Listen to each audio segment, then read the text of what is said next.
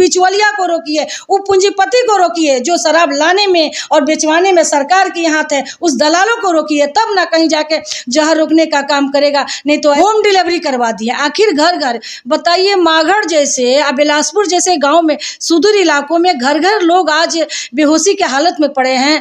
कई माताओं का गोद सुना हो गया, कई महिलाएं आज विधवा हो गई। आखिर यह सरकार क्यों सोई हुई है? यह शासन मारेगा पीटेगा, डर से कोई बताएगा नहीं। अभी भी कई घरों में लोग बेहोश पड़े हुए, आंख से दिखाई नहीं देता है। ये भगवानपुर हाट जो मतलब प्रखंड है, उसके कई पंचायतों से ये खबर आ रही है कि जहरीले शराब पीने से कई लोगों की मृत्यु हो गई है। इस पर क्या कहेंगे?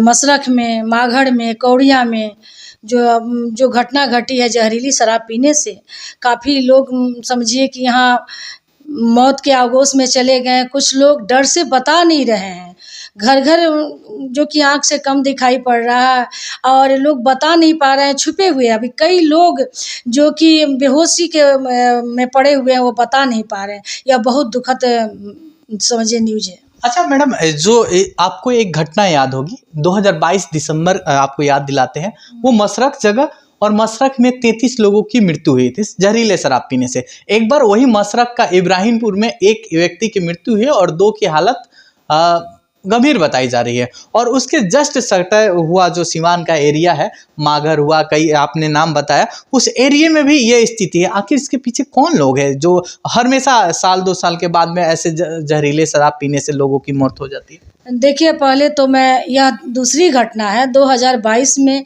जो मसरख में 33 जाने गई थी जहरीली शराब से। आनन फानन में जांच हो जाते हैं और फिर वह परिवार तड़पते रहता है, ना उसे मुआवजा मिलता है, ना भरण पोषण के लिए उसको कोई व्यवसाय दिया जाता है। इसमें तो सरेआम सरकार की दोष है। जो अंधी सरकार जो सत्ता पर बैठी हुई है, वह अंधी सरकार है, देख नहीं पाती, और वह सरकार की ही दोष है जो देख नहीं पाती। आखिर शराब मिल कहाँ से जाता है, बन कहाँ से जाता है, सरकार के निगाहों में सब जानती है। पहले आप देखे होंगे कि एक शराब का दुकान होता था, जो कि उसका टेंडर वगैरह होता था, उसको भट्टी कहते थे या दुकान कहते थे। लेकिन इस सरकार जो आज भाजपा जदयू की गठबंधन की सरकार है, इन्होंने तो होम डिलीवरी करवा दी है आखिर घर घर। बताइए, माघड़ जैसे बिलासपुर जैसे गांव में, सुदूर इलाकों में घर घर लोग आज बेहोशी के हालत में पड़े हैं। कई माताओं का गोद सुना हो गया, कई महिलाएं आज विधवा हो गई। आखिर यह सरकार क्यों सोई हुई है? यह सरकार सरेआम सरकार का और स्थानीय प्रशासन की दोष है। अच्छा मैडम, जो अभी तक मृतक 6 मृतक बताए जा रहे हैं कि 6 की मृत्यु हो गई है, कई लोग बता भी नहीं रहे हैं कि हमारे घर में ऐसा ऐसा स्थिति है। कई लोग अभी भी गंभीर स्थिति में हैं। कई लोगों को सिवान से पीएमसीएच ट्रांसफर किया जा रहा है। उन परिवार वाले के प्रति आप क्या संवेदना कीजिएगा? मैं क्या कहूँ, मुझे शब्द नहीं है, लेकिन मैं इतना ज़रूर कहूँगी कि आपके परिवार में अगर कोई भी वैसे घटना घटे हैं, जो बेहोश पड़े हुए हैं या आँख से दिखाई नहीं दे रहा है, तो आप बाहर निकलिए। आप अभी भी अपने परिवार को, अपने बच्चों को, अपने पड़ोसियों को बचा पाइएगा। जो छुपाने से उनकी भी जान चली जाएगी। हमने अभी कई गाँवों में लोगों से पूछा जाना, तो लोग ने कहा कि डर से, पुलिस के डर से, प्रशासन के डर से जो बेहोश पड़े हैं लोग जना नहीं रहे हैं। अभी पेपर में आया कि 6-7 आदमी, लेकिन नहीं, कई ऐसे लाशों को जो दफना दिया गया है या खेत में जला दिया गया है, जो उसको छुपाया जा रहा है। काफ़ी भयावह स्थिति है, काफ़ी डरावना स्थिति बन गई है। तो हम प्रशासन से भी कहेंगे, हमारे माननीय जिलाधिकारी महोदय से भी, कि एकदम घर घर जांच करवाई जाए, एकदम शालीनता के साथ, लोगों को डरवाया नहीं जाए। अगर इस स्थिति में अगर कोई मिलते हैं, घर में अगर कोई पुरुष मिलते हैं, तो उनको बखूबी उनकी जांच करवाई जाए और उनको उचित इलाज करवाई जाए कि उनकी जान बच सके और उनके परिवार को भी वह जान बचाने में कामयाब रहे। अच्छा मैम, ये कौन लोग है शराब माफिया? कौन लोग ये शराब माफिया, वो कौन लोग है और कौन लोग संरक्षण देता है कि हमेशा लोग शराब माफिया को संरक्षित करता है? देखिए, आखिर शराब का उत्पादन कैसे होता है? मजदूर तो करेगा नहीं, डेली वेज पर करने वाला लोग करेगा नहीं।